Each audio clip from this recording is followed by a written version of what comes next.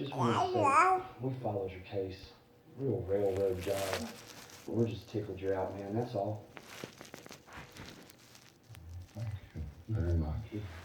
I hope it's not too forward, but could you take that thing? Oh, yeah.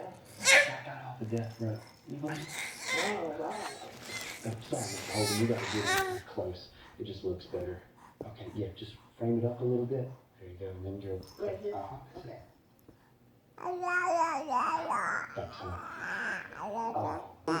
You on Facebook or Instagram? No. I get it. It keeps happening. Keep running into it. It's no offense, but oddballs like yourself. I was a guy that shot himself in the head accidentally with a nail gun. You remember him? Not really, no. Yeah. Nail goes straight through the roof of this guy's mouth to the tip of his brain.